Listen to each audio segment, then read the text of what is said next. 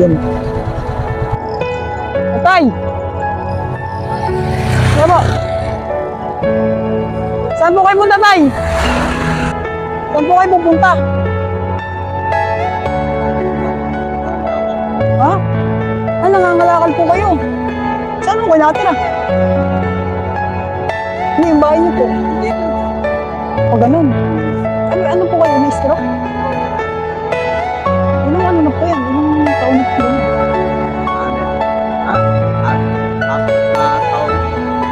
Saan mo kayo papunta? Pabalik na. Pabalik na po. Wala po kayong anak? Wala po kayong anak? Are you all my personal dreams? Anak po ninyo? Wala po.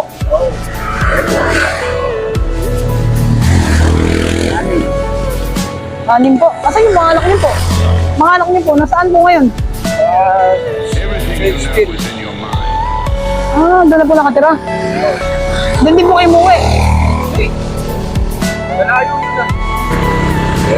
Wala eh. Mga lakal. Walang... Pauwi na po kayo, Tay? Oo. Kawawa naman kayo, Tay. Tay, gusto niyo sumabay sa amin? Gusto mo na, Tay?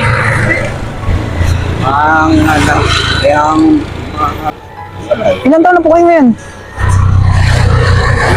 23. 53. Bata pa po kayo ah. At ibinigay na lang natin kay tatay ang kinita natin sa paggugupit. Dahil hindi pa raw siya kumakain mula kaninang umaga. Para makauwi kayo, may pambili man lang kayong ulam. Tama. Tay, ingat po kayo.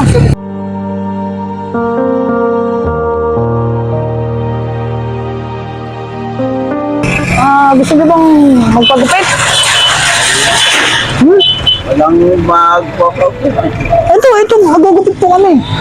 Meron po kaming gamit. Oh. Ayan tayo, may mga nakikita kami sa paggugupit. Ginagawa na kami ano. Nakikita po namin sa paggugupit. Opo tayo, gusto niyo pagupit? Ayos natin yung buhok niya. Wala naman pumayag yan, Tay. Okay sa inyo? Ha? Okay po kayo? Gusto nyo pa?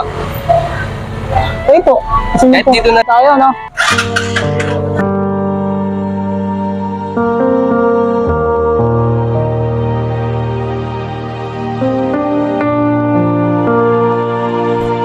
Dito, ayusin natin yung buhok niya tayo.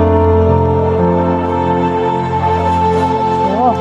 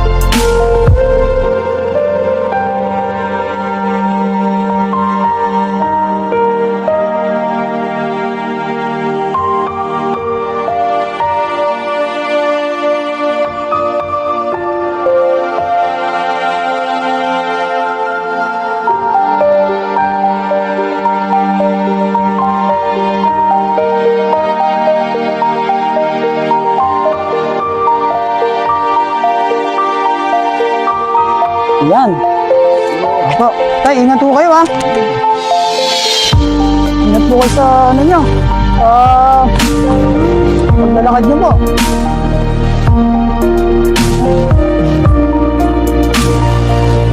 Saan mo kayo papunta niya? Pauwi na po.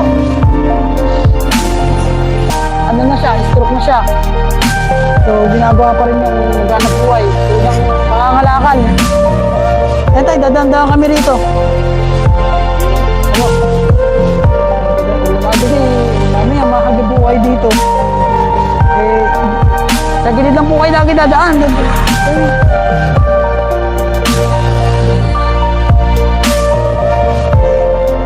No, kahit yung tatay na stroke.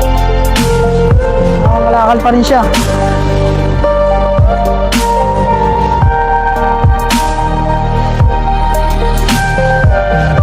Kaya niyo pa po tay? Okay lang? Sige po tay. Ingat po. Ingat po kayo. May ano po ba kayo? May kamag-anak po ba kayo? Nanay ko. Andun pa po. RH pa. So ang uwi nyo niyan sa RH10? Hindi na. Dito lang po sa area na to. Araw-araw nyo pong ginagawa yan. Yung mga Kain. Wala. wala man lang nag-aabot sa inyo. Dun sa lugar nyo. Yung mga anak nyo po, hindi kayo pinutulungan, pinupuntahan. Kahit na mahirap yung buhay, pinipilit nyo pa rin. Magawa kayo ng paraan. Kaya nyo tayo, sa susunod dadaan-daan kami uli dito. Sana, madaanan namin kayo uli. Ingat po kayo.